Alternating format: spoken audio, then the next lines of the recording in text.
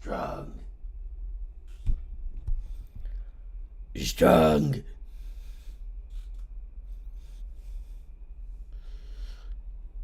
Strong.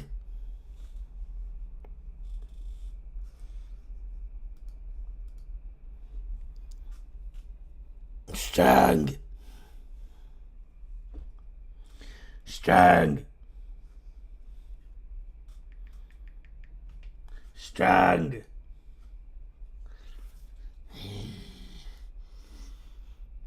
Strong.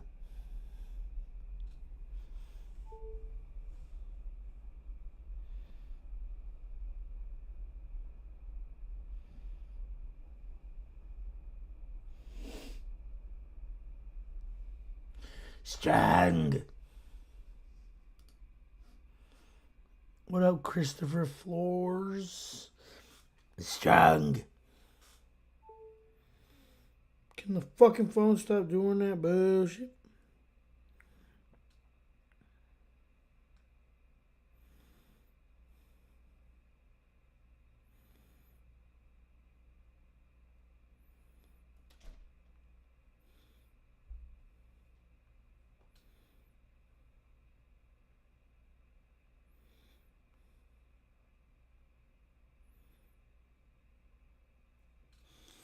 Yeah. Blah, blah, blah, blah, blah.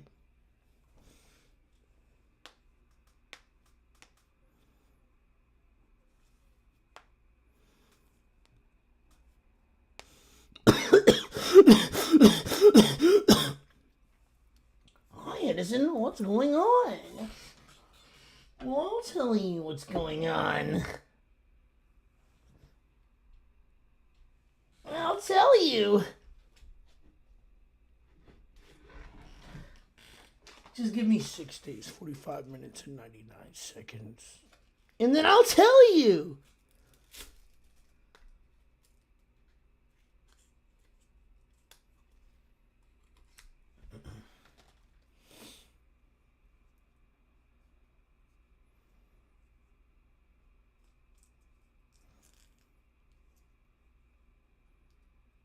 And then I'll tell you. Hi, Pope. Hello.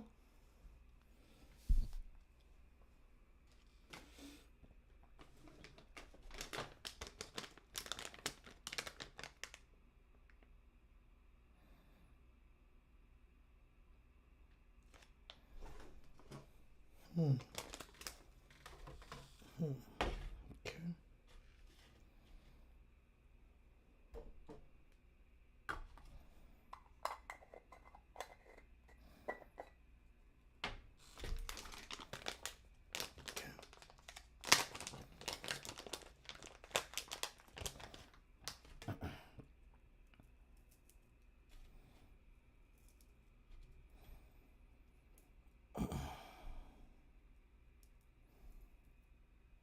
What's up, Anya?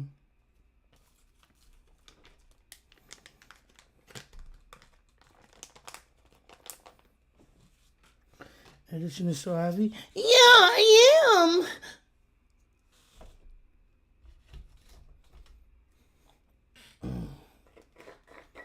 Yo, Mixeline, don't you watch porn like that? Don't you watch porn with the girls talking like that? Shima! Yeah! Arigato!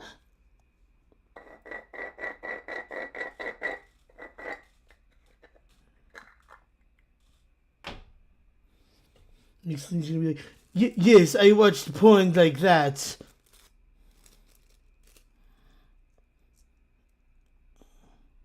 Yo!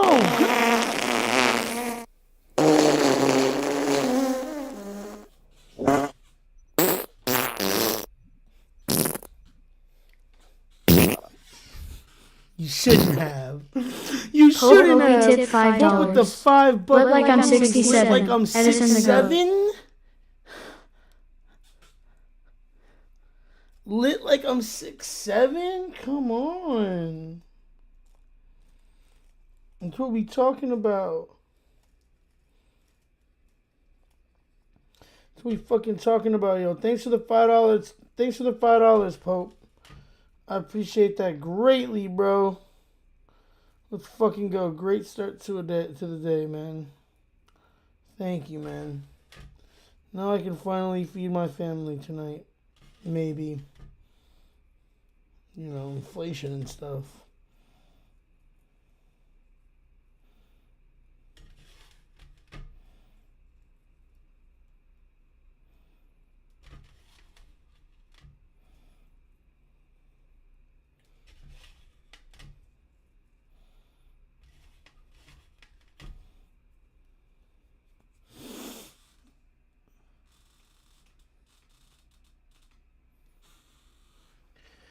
Finally get to feed my family of 804. Who has a family with 804 people in it? Is that like a Jew joke? Are you like thinking, are you like assuming I'm Jewish?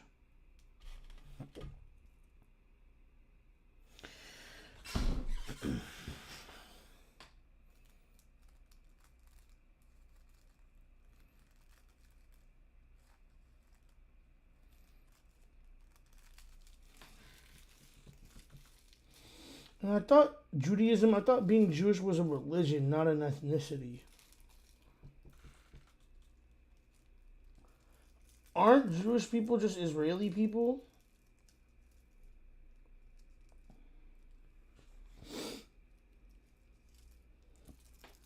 I don't know anything.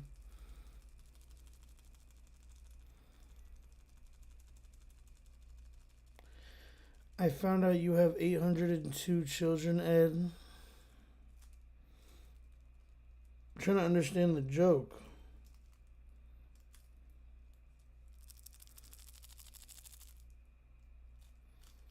Pretty sure it's a religion. I mean, yeah, it is a religion, but people describe Jewish people as a race of people.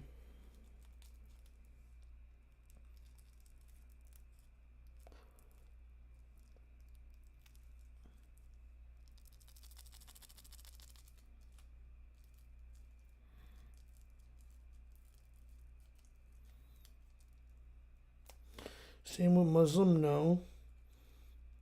Anyone can identify as a Muslim. I feel like most Jews are like born into Judaism.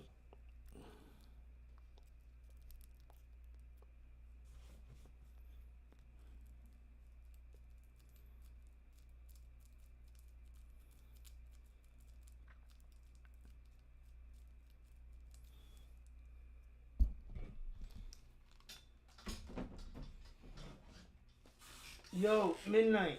Yo, entertain my chat.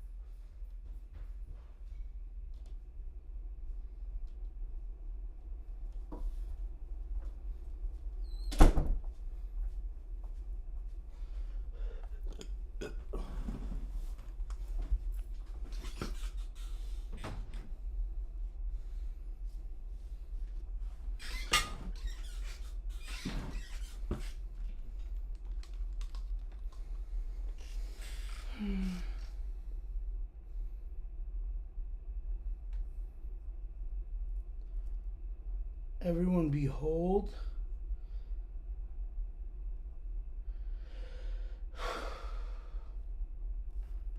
What are you talking about?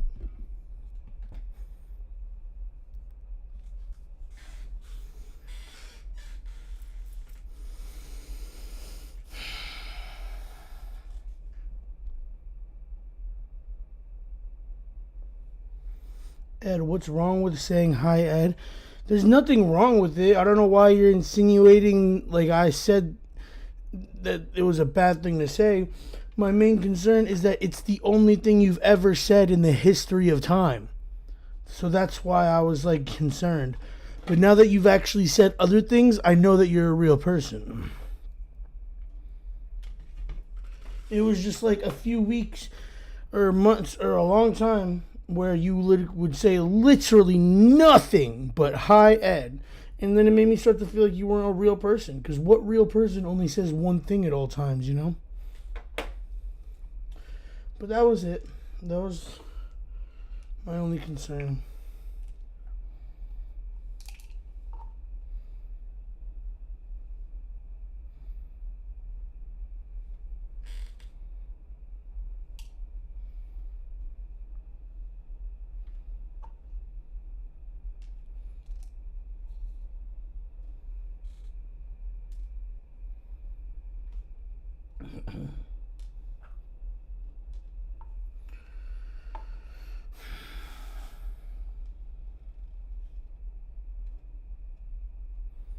Slats indeed.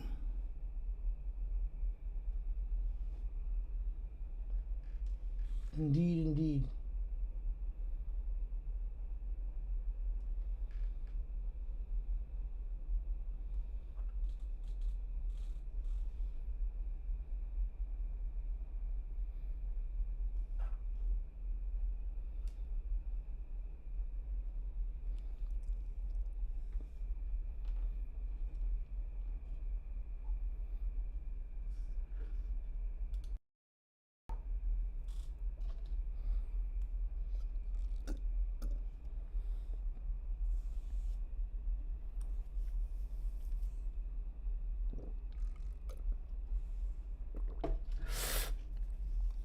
Spilt water everywhere. Like, oh my god, all over my pants! Spilt water all over my pants.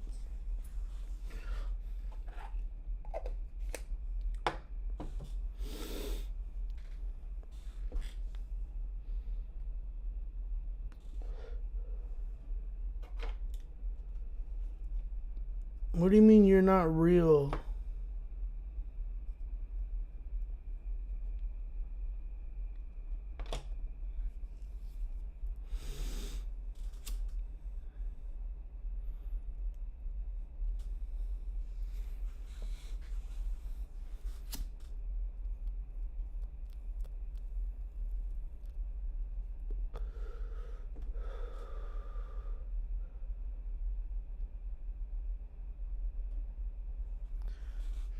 Getting wet on live is alright, bro.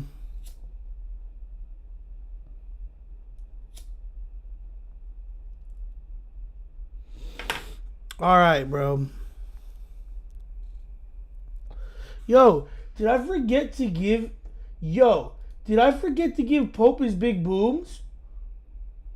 Chat, did I forget to give Pope his booms? Chat, did I forget to give Pope his booms?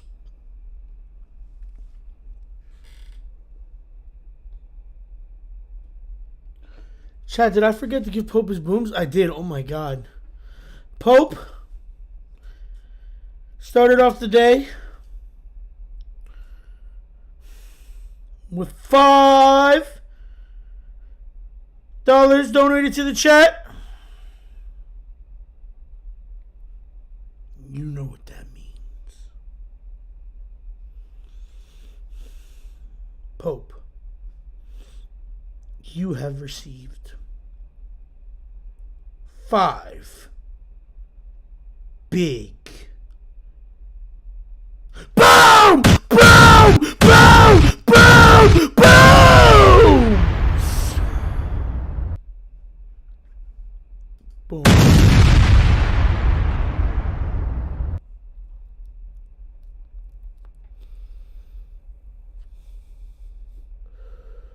You said 5 is the best number. I disagree. What up, Choron? Bro, I got water all over my pee.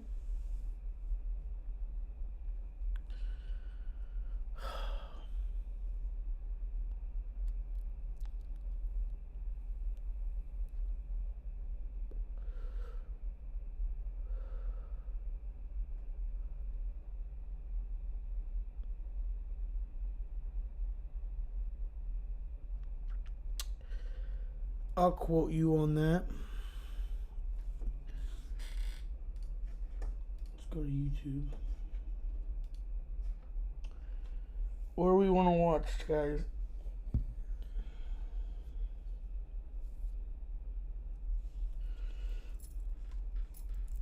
What do we want to watch, guys?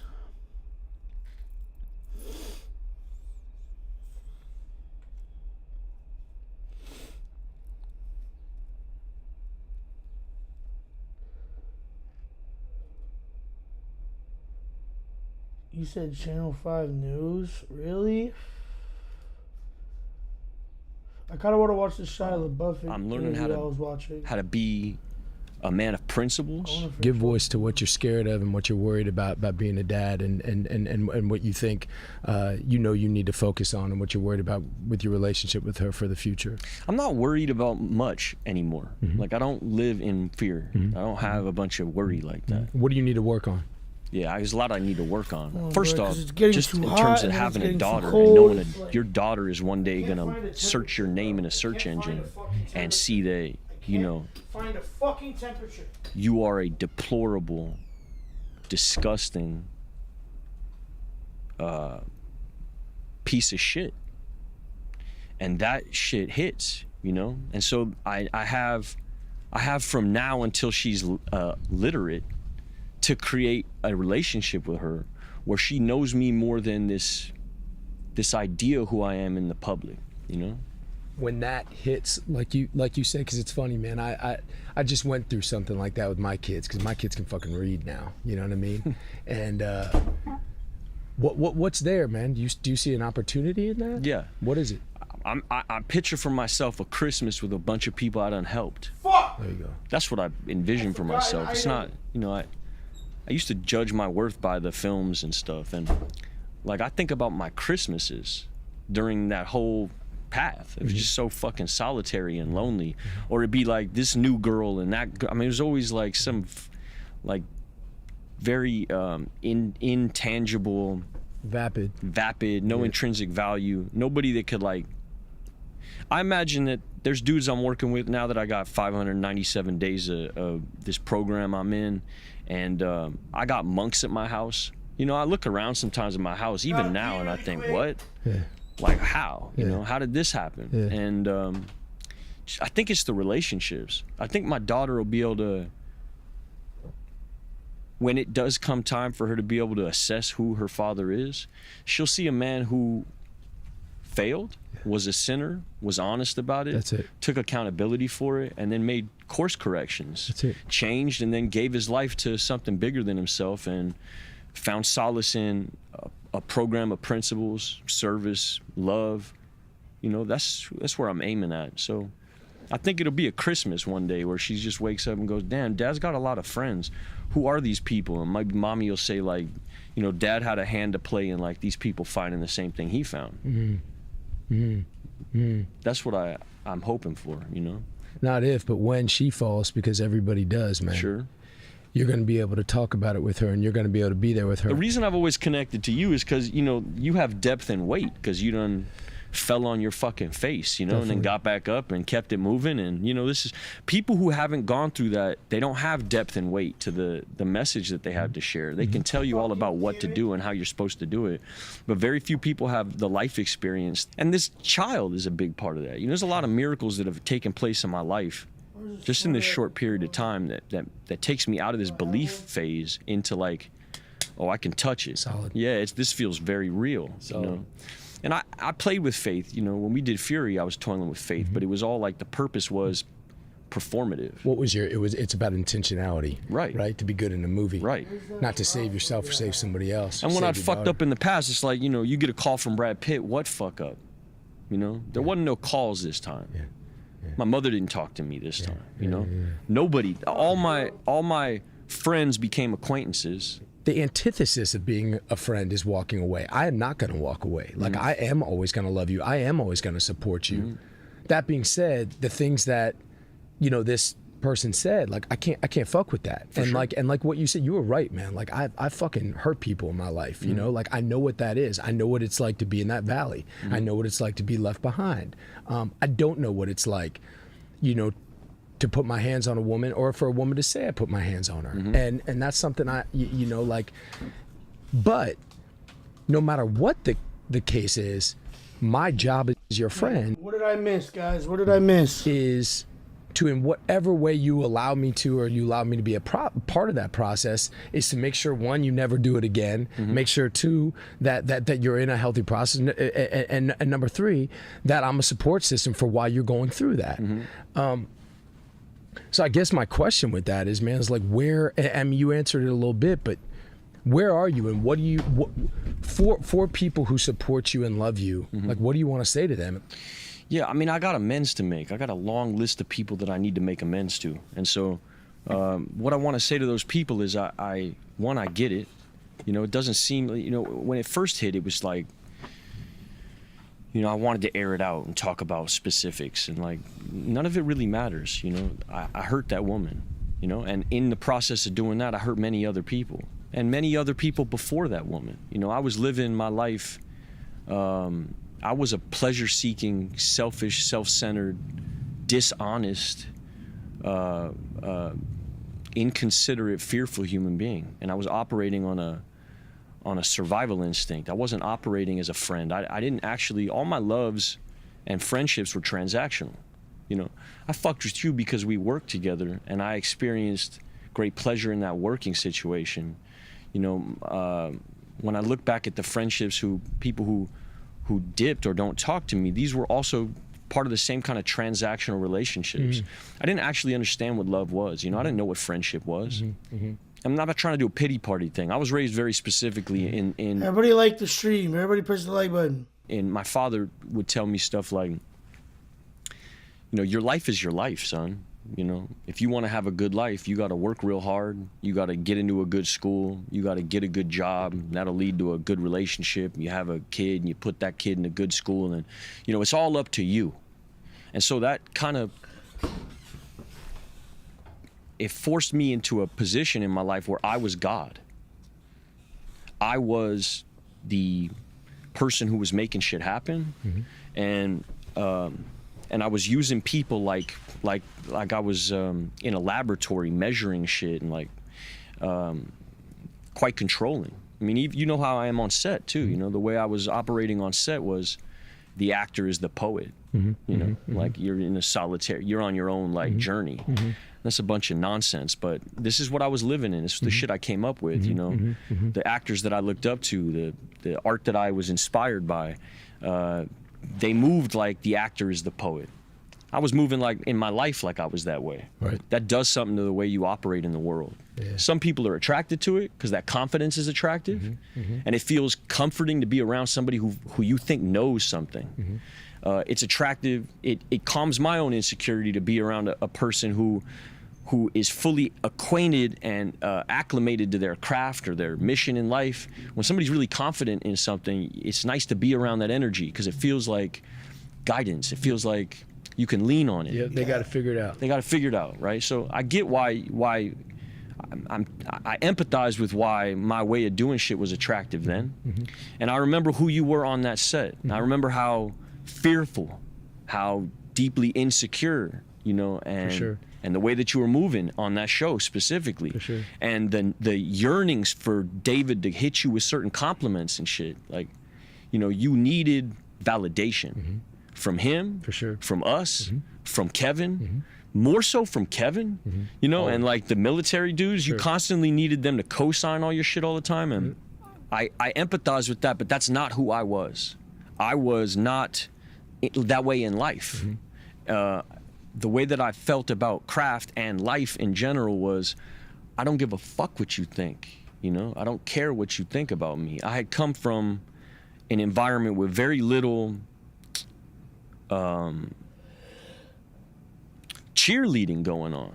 And so I created a sort of survival instinct where I would cut people out, you know, and minimize opinions. And the way that I would do that is I had to believe that my opinion was greater than everybody else's opinion around me. I remember talking shit to Spielberg. I mean, there was no director who ever directed me, you know, and I used to be proud of that. This is what I mean, like the things that I looked up to and romanticized was I came up on a certain kind of music, a certain kind of culture, boss shit. You know, the guys I looked up to were not asking you what you thought. I thought there was something sexy and punk rock about like these islands, these men who were islands. Untouchable. Yeah. Is that possible? Is it possible to be that? It's nonsense. Yeah. It's just not real. It's fiction. It's not a real thing. It's a blanket, right? I mean, it's armor. I listen to Mickey Rourke interviews and I think, damn, bro, it's a sad boy. You scared man. You're so fucking scared, you know? And there's a lot of this tough guy armor shit, and I get it, you know? And I love Mickey Rourke, you know? He gives me hope. When you see a dude go for 12 years no craft and then come out and do the wrestler, yeah. a guy like me who's in my position looks up to shit like that. It gives me hope. It makes me feel inspired. Like, all right, if I'm patient for 12 years, maybe one day. Guys like me in my position need stories like that. And simultaneously, I listen to his interviews and I go, there's no evolution here. You're still shitting on Tom Cruise, bro. Why? Right. And it's insecurity, you know, and I was that way. I was so competitive. My acting wasn't collaborative. It was competitive. It was a sport. And my life was this way. And this is what created the insecurity and the jealousy that put hands on this woman. I love Shia, bro. The man that was involved in that relationship was constantly comparing himself to other people. And I was a dishonest person in that I was wearing this mask. You know, I've gotten cold sores my whole life. Got them from my mother. I get 2 cold sores a year when I'm stressed out or I'm sick. I never told any of my sexual partners about getting cold sores. Never. And that's something, when you talk about like, how do you talk to these people who you done fucked over? Like, there's certain shit you can't clean up. Yeah. You know, you can't make amends for permanent damage like that, you know? And so my daughter now has become this opportunity for me, you know? And every woman in my purview has become an opportunity for me to be like a stand-up dude. I used to open doors for women. I used to, you know, I was a good dude that way, but it was almost performative. It was almost like, I'll do this good thing so you can think I'm a good dude. But like in my own private life, when the doors were closed, I never told any woman I had cold sores, you know? And so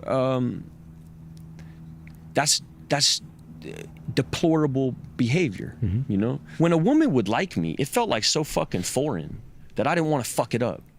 And I always thought that a woman being into me was tied to this business. So like, I think about why the business and the industry was so important for me. And it really has almost very little to do with the craft itself and the spiritual nature of what the craft can be. For a great swath of time, it had to do with, this is how I define myself. This is where I build my ego so that I can go in and pursue these things that will, these feelings that will absolve me from the very real feeling that is continual loneliness and the feeling of being not enough and the feeling of constantly comparing yourself to other people. And what that does in a relationship is it makes you controlling and fearful and manipulative. To not tell somebody you get cold sores twice a year is a heinous manipulation, you know? But I never came up with a dude who was like, hey, this is how you navigate that situation. Nobody hit me to game like, hey, bro, you know, if you're really in love, you can have open conversations about uncomfortable shit and really get to like another kind of connection you don't even know about. Or if somebody was trying to tell you weren't in a place to receive it anyways. I mean, maybe somebody tried. I wasn't. You know? And I get, look, you said, whether it was through, you know, drinking or whatever the fuck it was, that you hurt people that are close to you. Yeah. That really resonated with me, man. And I'm just wondering. I mean, people who put their whole shit on the line to like bring me back from the fire. You know, Alma Harrell is a great example of a person who, she took a gamble on me. You know, I was in rehab when we started having a conversation. I got arrested in Georgia for fighting with a cop, wound up in rehab, and didn't hear a damn thing about God, spirituality, personal growth, accountability. My whole, as soon as I got to rehab, was let me get back to this hustle. So I started writing a script in rehab. That's how fucking mad I was. I wasn't listening to no therapy. I had been therapized my whole life that it felt like, you want me to focus on the problem? Well, how am I gonna like how am I gonna hack this, focusing on the problem thing, and how am I gonna find my way back to this fucking hustle so I can get back to my ego? Because really all I cared about was my ego. I didn't give a fuck about getting well. You know, it was all about get well for you, get well for the camera, get well. And so, you know, Honey Boy was born in this kind of toxic milieu of false recovery, masked as some kind of like upliftive product. Wait, Chad, I didn't know about this. So Shia LaBeouf had a domestic situation. I didn't even know anything about that. Did y'all know about that? And she was in on it because she thought that it was, I mean, I don't know what her motivations were, but it felt like she was doing kind of what you're doing here. When the conversation first started with Alma, it was like, man, we got to get to the root of what the fuck is going on here. You know, something wrong with you. You know, let's get well. It was out of love. It was out of love. Like, y'all fucked with each other. You made stuff together. I love you. What can we do? It wasn't let's build a product. It wasn't fetishizing product when we first. She didn't. It wasn't like I was in an environment where she's like, Academy Award. Yeah, let me go hit you up for a script idea. It wasn't that. She hit me up like, hey, I'm in the same. I'm living a principled life also. Maybe you should get involved in this thing. And immediately I was on a, you know, as a matter of fact, you know, here's a fucking 60-page monologue I wrote about my dad while I was doing this fourth step, you know. And right away, it was almost like I manipulated her into directing this movie. And then that put me in a situation where I was even sicker. Because then self-will is run riot in full. Because now I'm at Sundance. We just done one Sundance. And I'm like thinking that I can like, that I'm the ultimate manipulative master. And I was telling other people who would come to me after seeing that movie asking me about how to help, and I would tell them, well, you just got to paint with your pain. You know, and all this fucking nonsense. It just wasn't, I had no spiritual life. None. The fact that your spiritual life at that point was bankrupt, and the fact that came out of a transactional less than weak part of you, if that's what you're saying here. Yeah. Is it still possible that through the art that you made that it inspired people or helped people? It still could have. Oh, I know it has. Fair enough. Okay. And I don't think, and I don't want to get too spiritual, too much God talk in here, because I know that it landed like on deaf ears when I wasn't ready. But God uses people in many ways, and I've interacted with people, and Alma has interacted with people who that movie has had a hand in helping them find their way back to the route. You know, and that's very fulfilling. So I can't deny that craft and art is a huge instigator in people. You know, when you think about Catholicism in full, you know, beauty is a huge part of the religion. That's right. Art has a huge hand in evangelizing people and bringing them to God. And so. But there's also been some real toxicity and some morally bankrupt things that use that art in order to draw people in for own personal gain and for weak parts of those people. Which is where I was. And I think, man, you know, it's, you know, when I think about you, you have this ability to inspire and to galvanize and ignite people. You can make people feel enormously strong and powerful and joyous. I've also seen you humiliate people. Yeah. I've seen you completely destroy the joy in an environment. You know, and that's and I think these things, they're cousins, man. Like, you cannot have one without the other, and it is a constant. I think it is a constant work. It is a constant mission.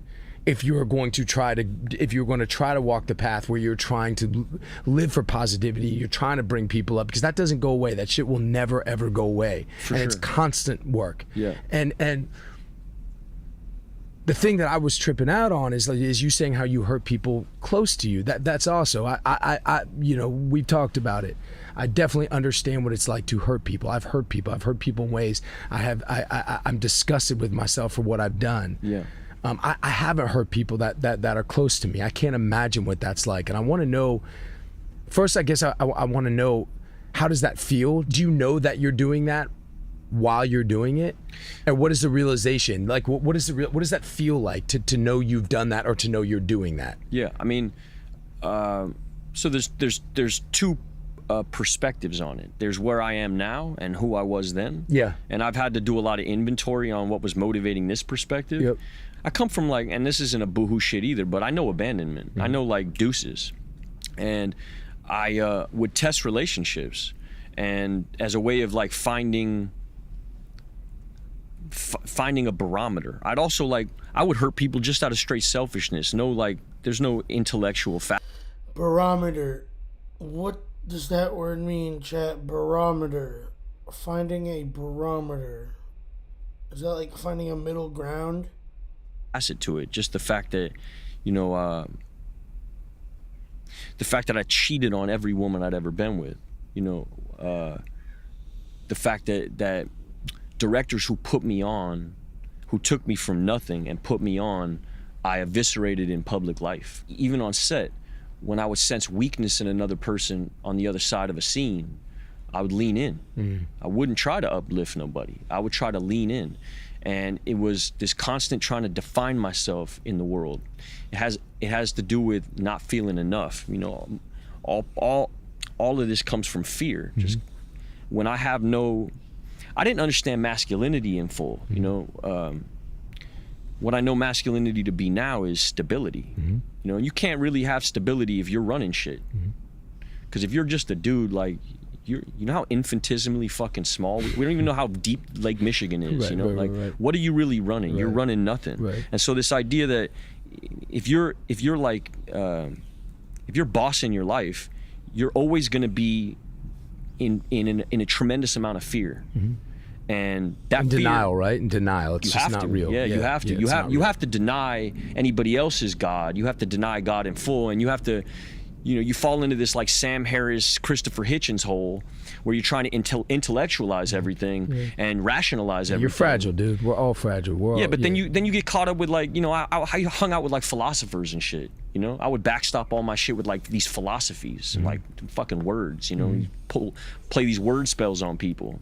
And was using like performance art to like create this, running word spells, just a bunch of fucking nonsense. Really, at the end of the day, that all had to do with the same thing that hurt people. It was all about, my propulsion system was fucked. My motivations behind the way I was living my life was wrong. I had to get a new propulsion system. I wasn't looking at life like, how can I be useful to other people? I wasn't looking to be of service to nobody, even including a director. I listen to Ethan Hawke sometimes, do interviews about how he looks at the craft, and he's always talking about like, my job is just to be in service of the director. And that's like foreign to me. I remember being in service to a director and getting fucked over. I remember doing movies with certain dudes who like led me down a weird path. And looking back at the project thinking like, nah, man, I was right all along. You were wrong. And then I stopped listening to any kind of director, and that innocent dude who came into the industry with all this wild, wide-eyed wonderment, that disappeared pretty quick. And then it became like, I got around some dudes who I saw work a very specific way. And I thought the answer to this, having to rely on the infallible man that is the director, is you just don't listen to the director and you just do your own shit, because trust your instincts, buddy, because you're God. I remember calling my manager and saying like, what do you mean? I'm God. This is really where I was at, because I thought my craft was God. I thought love, art, and God all meant the same thing to me. And to somebody who's because I understand you're looking at it from two different perspectives. It's where you're at now and where you were going through it. So for somebody who may be going through that right now, or for somebody who, maybe is close to somebody who is going through that, were there ever times of empathy? Were there ever times of realization? Were there ever times of shame when you're like, fuck, I just hurt that person? What would you say to that dude? I'll tell you like this. I remember being in Georgia when I was doing this movie with this kid, Zach. You were there for part of it. Yeah. And I remember getting arrested. Yeah. And I remember getting out of jail the next day, and I remember sitting down with Zach, and there were moments of like lucid articulation from this man. And this happened to be one of them. And he said, this is my one shot. You make movies all the time, but this is my one shot, and you're ruining it for me. And to say that you don't feel that when it lands is not true. I felt it deeply. But it's what you do with that feeling. Do you change? And I didn't.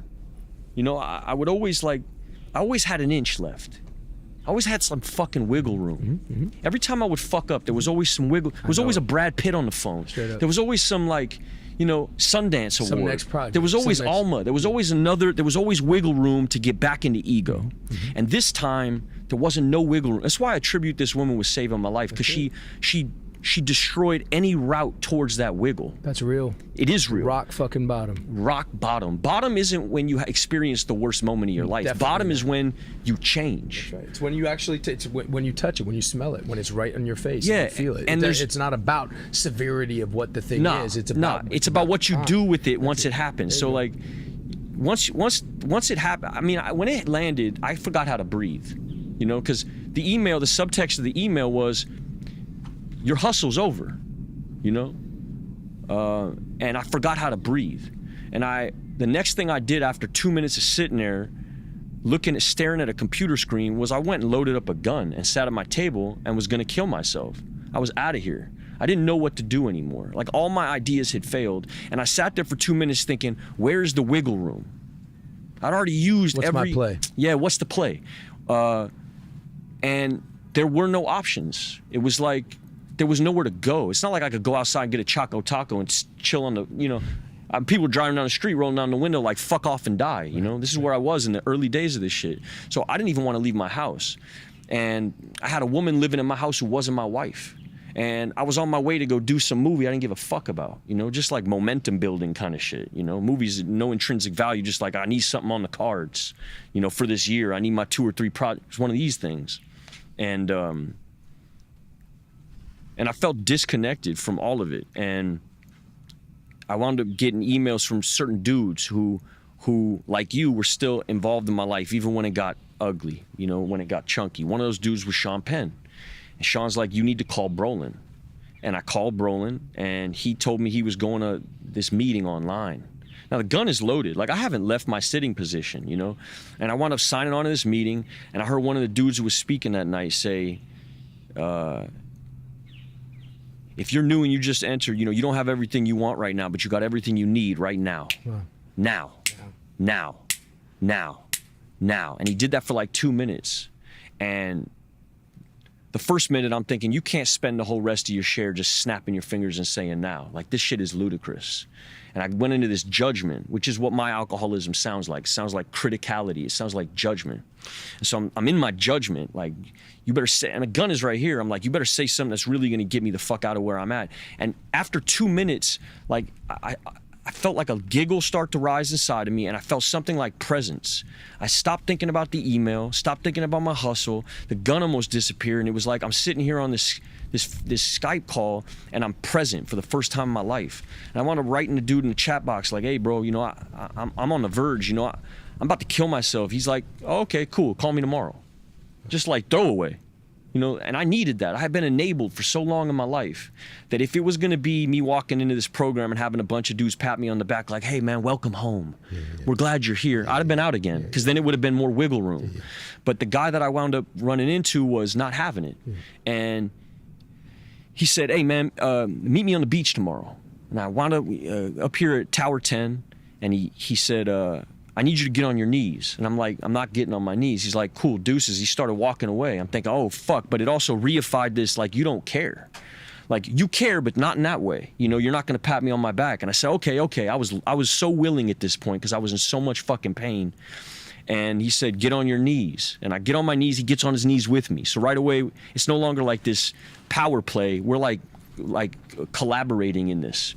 And he says, I need you to stop the waves. And I'm like, man, listen, this Dr. Quinn medicine woman version of this shit ain't gonna work with me. You know, like, I get how this goes. He's like, you're either gonna write what happens, or you're gonna do a bunch of shit that you don't believe in so that your life changes. Because your issue is that you need to rationalize everything. And you're out of options, son. Like, what? If not this, what? And he was right. And so I started saying, you know, stop waves. And he's like, louder, man.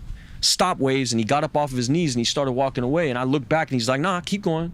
And he's like, keep saying it again. I say, stop waves. He's like, louder, bro. They're all the way over there. You're all the way over here. Stop them waves, man. And now I'm yelling. And I'm having like an emotional it almost feels performative now. Now I'm like back in my bag, back to like the manipulating, hustling, like wiggle room finding. Watch this, boom. Let me, and then I'm crying and I'm stop waves. You know, I'm in the middle of like the greatest monologue of my life on this beach. You know, Stanley Kowalski and shit. Yeah, exactly. Yeah.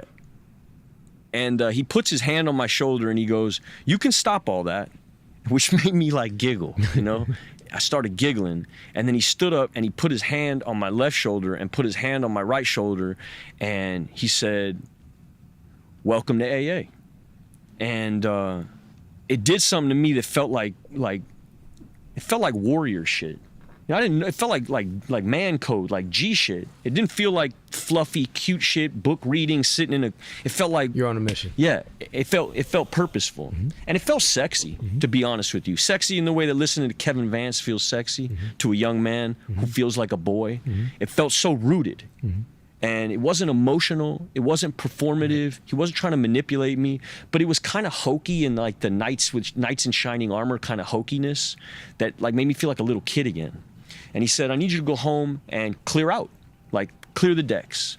And I'm like, "Nah, man, like for me," and I don't know if you felt this way, but every woman was the one for me. There was never a two. If you liked me, you were the one. And that had to do with my insecurity and my fear. Like I didn't have there was no 2 or 3, or I was just dating like frivolously. It was always like this grand hair climbing up the super emotional, super romantic, super this fierce romance, you know, that I was searching for, desperate little boy shit. And he said, "You got to clear the decks." And I'm like, "I don't know if I can do that, man. You know, I feel like she's the one." And he's like giggling to himself, you know. This isn't my wife. My wife is not involved in my life at this point. And I got this one who's not the one who accused me of this shit, and she's just another person who's been trapped in my sphere of influence. And she's living in my house, and he's like, "Well, look, man, I'll tell you what, you know, you can keep doing it your way, or you can try some new shit, because the way that you're living, you're fucked. You're fully fucked. You're doomed," is what he said. You're doomed. That was the word. And I flipped to this page. He made me flip to this doctor's opinion we got in our book. And in the doctor's opinion, or how our book starts, it mentions the word doomed. And he's like, "This isn't like another AA guy. This is a doctor telling you you're doomed if you don't figure this shit out." And he goes, to put it in perspective, if you went to Kaiser Permanente right now, and they sat you down and put your, you know, x-rayed you and put your x-ray up on a light board, and you're looking at a picture of your clavicle, and the doctor said, "Hey man, you see that gray spot just above your chest cavity? You're doomed." What would happen to you was your asshole would suck, you would fucking start sweating bullets, and you wouldn't be thinking about the job that you got to get to, or the girl you got to hold on to, or where you're going to go for Father's Day, or you immediately, your whole life would get very small, and the only rational response to that kind of information is, well, what do I do? And if I told you to staple a dog's dick to your fucking chin and walk up and down the street picking up cigarette butts, you would do it. You wouldn't ask me why or whether you believe in it or nothing. You go look for a dog, you know? And so that made sense to me. He puts me in a car. He says, "I need you to listen to this Sandy Beach tape." Now, at this point in my life, like I'm like barely hanging on. And I'm using this woman like drugs. You know, every time I need validation, I'm with this woman, and she becomes what the mask of success that the job created for me, which kept me from like really looking at myself. She became that for me in the interim. And he's like, "You got to get rid of all of it. You know, there is no more work and no more romance for a year. You're going to have to give me a year." And I'm thinking like, I'm not going to be able to pull that off, you know? And right away I'm half measuring, and this is my wiggle room. I can't. And he says, "I need you to download this tape, this Sandy Beach tape." Sandy Beach is a big speaker. And in this What was the speech? Yeah, the speech was, he's talking about this Chinese farmer. And this Chinese farmer and his son, they're picking radishes about the ground, and they don't own the land that they're farming off of. And they're barely subsisting. They're giving 70% to the landowner. They're living off of 30% of these radishes. Their whole financial legacy is tied up into this workhorse. And one day, and the son is really working the land because the man is too old. And one day the workhorse runs up off the hill. He just fucks off. He's up the hill.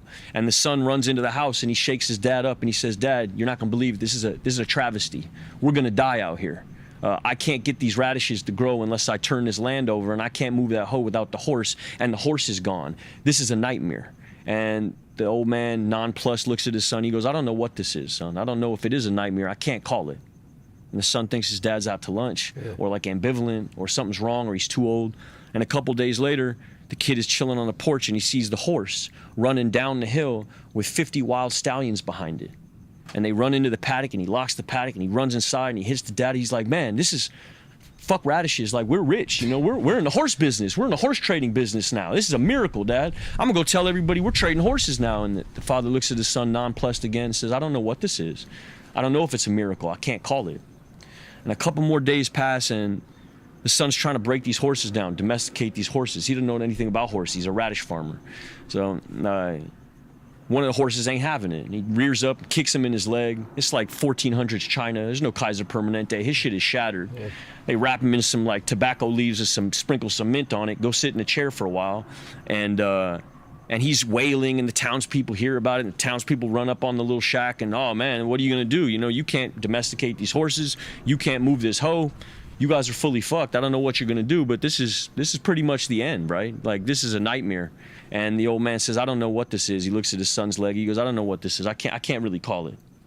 A couple more days pass. He's sitting with his son. He's trying to calm him down. He's in the middle of pain. And they hear this thunderous noise. And they look up on the ridge line and they see 5,000 samurai on horseback running towards their little hut. And the commanding officer gets off his horse and says, give us your son. We're going to fight the Maoist army. And he looks at his son's leg and he looks back at the samurai army and he goes, I would, but he can't get out the chair. You know, he can't get on his, he can't. No, I can't. I would, but I can't. He's crippled. And the man gets back on his horse and 8,000 men ride off to their death. And I listen to this tape and I'm driving back from the beach back to where I'm living and I get out of my car and her bags are packed. She's on her way out.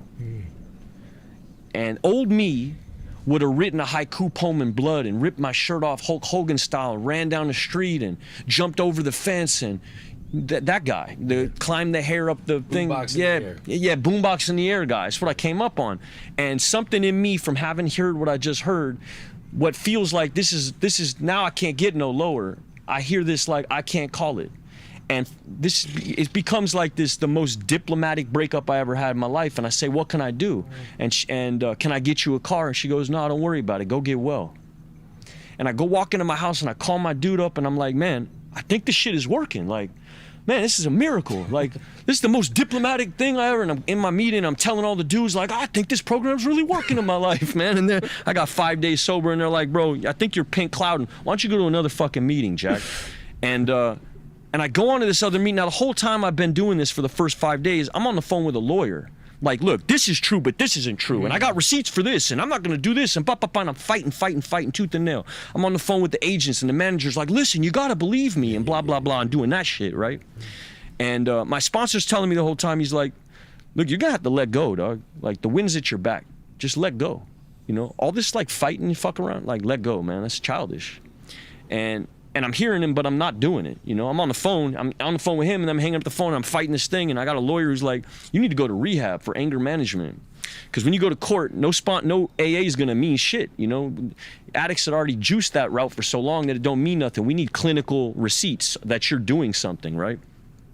And I'm like, I'm not going to rehab. I've always really like cultivated my brown bagger, right? Like, I don't like wearing new shoes. So this idea that I was gonna pay all this money to go pet a horse and make a friendship bracelet, it felt like, man, this shit's like, that's not sexy. You know, I found AA for real. I'm really in my shit now. I don't wanna go to this rehab. And especially you don't want to go to it because somebody's saying that's going to get you off. Look, it's all about the intentionality. You got to not stop. It's not about not saying the right thing because you're worried about getting in trouble. You say the right thing because you believe the fucking right thing. It's that, and it's also, I'd already done this. Right. I'd already gone to rehab, wrote a script, and played that game. Right, you know, and to focus. And it didn't work. Man. It didn't work. It didn't work. To focus on like my childhood trauma isn't where my problem lies. My problem doesn't lie in what people did to me. What led you to a place with more wiggle room, and now you don't have it? And I'm telling them, nah, I don't want to do this, you know, and I'm telling the lawyer, like, I don't want to do this, and look, yeah, this and this, and I'm fighting all this shit, and I sign on to this AA meeting. This is where I'm talking about, like, miraculous shit started to pop off in my life.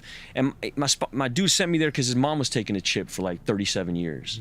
And the woman who took a chip right after his mother was the woman I lost my virginity to, who when I was 19 years old, I held a knife to her neck.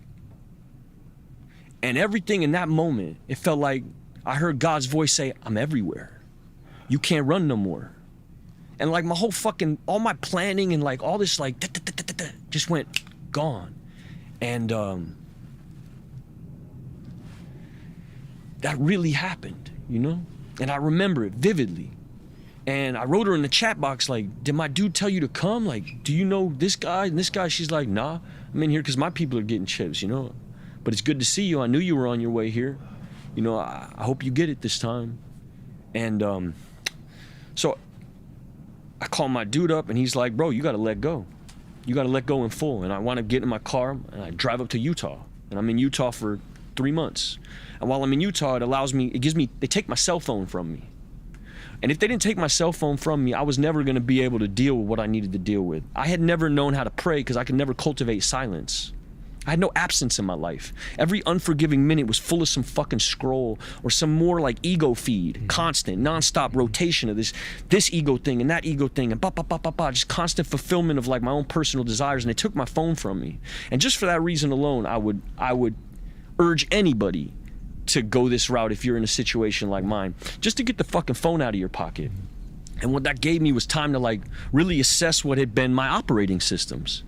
What had been like the motivational force in my life, which was always me. It was always ego. It was always even the smallest decision to even go into everything. food, to everything you eat, everything was ego. Everything was ego. I would eat that not because it tasted good, but because it would do this or do that, you know. And so I was there for 90 days, and in that 90 days, I made a list of all these people that I had hurt, and I mean a bunch of shit happened, but. I came out and just hit the ground running, trying to make amends, trying to right these wrongs. And this is also still a part of that. There's some people who don't want to talk to me, you know? Yeah. And I understand that. And so my purpose now is to be patient. Is there an example that you can think of that you're, I don't know if the right word is proud, but if you feel good about sort of where you guys got to, or you feel good about the process in terms of making amends and there's growth. Yeah. Can you give me an example of that? Yeah. See, I didn't even know what amends meant, just like I didn't know what prayer was, but and let me find my way to what you just said. Okay. But like part of what happened to me up there was I would get quiet and I start hearing like loving thoughts for people that on paper were like villainous characters in my life. So I would get quiet and I was, you know, the first 20 thoughts is like, you got to do this, you got to do that, go here, go there, go get this, got da. And then there'd be like the 30th thought that's like, hit your dad up, tell him you love him. Now, me and my dad weren't talking, you know, and this is how my prayer life works now. It's like I get quiet, I hear loving thoughts, and then when I act on these loving thoughts, miraculous shit happens in my life. You know, I wind up in service or, and then I feel peace, but also like I get all these like incredible, like with my dad, I want to hit my dad up. Now here's a man who I done vilified on a grand scale. I put all this shit in the street, you know, and used him, juiced my dad as like, this is the reason I'm fucking foul out here. You know, I come from this wayward upbringing, and you know, my dad is the reason I'm such a fuck up. You know, he's a biker and a wild man and a criminal and a da-da-da and abusive and I wrote this narrative, which was just fucking nonsense. My dad was so loving to me my whole life. Fractured, sure. Crooked, sure. Like wonky for sure. But never was not loving. Never was not there. He was always there. He was always there. And I done a world press tour about how fucked he was as a man. Honey Boy is basically like a big woe is me story about how fucked my father is. And I wronged him. And I remember getting on the phone with him and him being like, you know, I never read this stuff in the script you sent, you know, because I didn't put that shit in there, you know, and I was bullshitting him. I was, you know, just trying to get him to sign his fucking piece of paper. He thought I was gonna tell the story like Braveheart, you know, and I didn't, you know, I told the story like this dude who, and I turned the knob up on certain shit that wasn't real. My dad never hit me, never.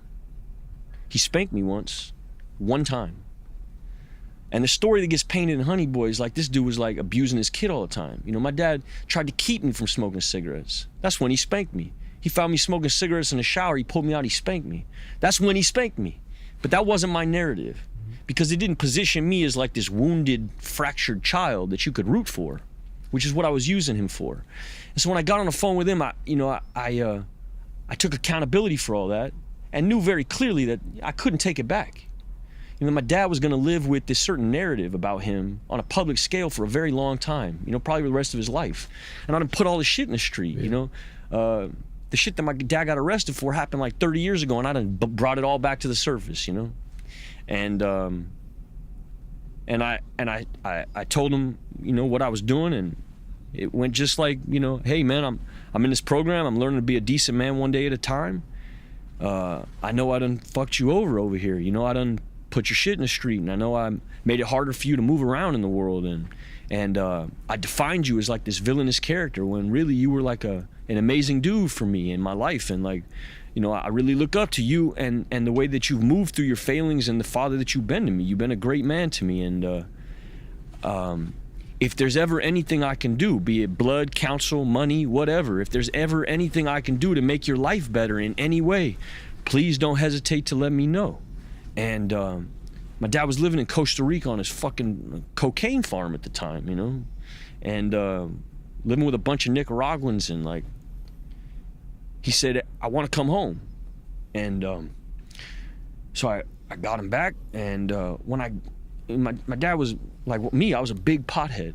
And so here I am with like, I got like 10 months of sobriety. I'm about to go pick my dad up. I'm in a weed shop buying like $500 worth of weed for my dad, and sober. And I get it in the bag, and I show up at the airport, and my dad gets out, and I see my dad in a wheelchair. He's got COPD, dude could barely breathe. And I wheel his ass over to the truck, and I put him in the truck, and I give him a joint. He sparks up, and he's coughing like he's got blood and mucus coming out. He looks like totally broken, you know. And little by little, I start bringing him back to health. You know, he's got eye problems. We fix the eye problems. He found out he's pre-diabetic. He hadn't been to a doctor in like 10 years, you know. When we get to the doctor's like, if you smoke anything, you're gonna die. You got like 10% lung capacity. If you smoke anything or even around incense, you might die. And my dad in the doctor's office looks at me and goes, I think I want to get sober. In the doctor's office, he looks at me and goes, I think I want to get sober. So I bring him into my fold. I bring him into the group. He starts going all this shit with me. We get on it together. That's probably like the crowning achievement of any amends that I made. My dad's got 5.5 months now, you know, and he's working with other dudes, and like, you carry the message that way. You know, for my wife, I'll be making amends for the rest of my life. You know, it's every day, you know. Doing dishes is part of that amends I gotta make, you know. That's going to be a lifelong journey. A lot of these amends are going to be lifelong journeys. There's amends that people don't want to talk to me. You know, I got to make a living amends. I got to find another way to be a service to the world in a way that takes all that energy and creates something valuable for another person. I mean, I got amends, you know, that girl who was on that meeting, you know, I reached out to her. She was in the program, so she kind of knew what was going on, and that amends was made. Me and Alma had sort of we bridged the gap there. We're not like talking every day, but there's been I'm making contact, communication little by little. You know, it's only been 597 days. I'm still at the beginning of this whole journey in my life, which is going to be for the rest of my life. And yeah, I go to every single person I done harmed, and I try to figure out where I can be of service to their life in any way that's possible. And yeah, sometimes it'll be like these really neon versions of it, like with my dad, and then sometimes it'll be, you know, Vanessa Kirby, right? Like Vanessa Kirby was on her way to go get an Oscar when all this shit landed, you know, and she's been supportive to me this whole time, but I remember she had to answer for me out there because I wasn't communicating. I wasn't like, because I didn't have nothing to communicate. I was still like, you know, like this little myopic litigator. My dude kept saying, don't say nothing, just shut the fuck up and start working, you know? And so I wasn't out there talking, but she was in the middle of promoting a movie. And she had this whole Oscar campaign that was set up for her, you know? And for the movie and the cast and whole. And my damage fucked those chances up. Because as you know, this is a very political thing. It's not about the quality of the material. It becomes like this positioning, political, and like to be attached to this heretic wasn't sexy, and so it fucked up her opportunities. And so like making amends there was, you know, how do you rewind that? You don't, you know. And Damn.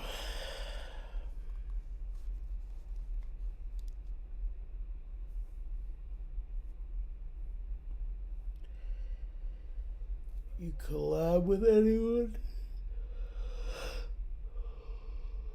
No, I just woke up. What you mean? Collab with anyone today?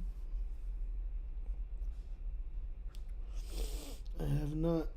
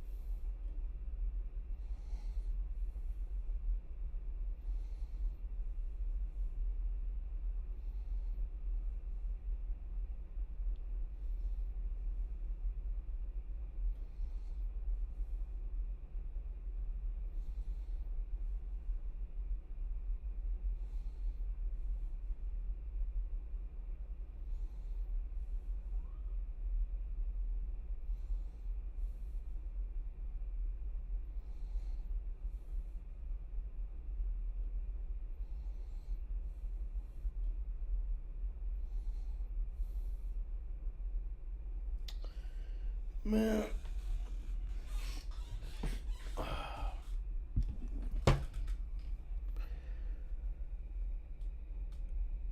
Ain't nobody in here today for real. This dead ass stream.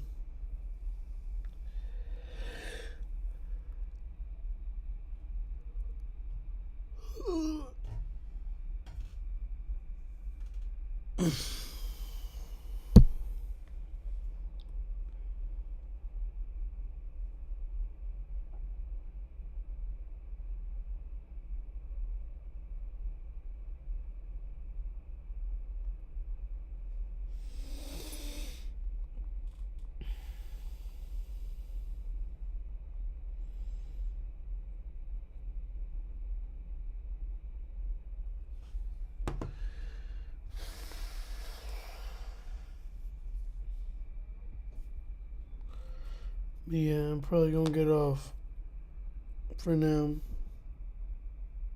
I'm gonna catch y'all. Love you.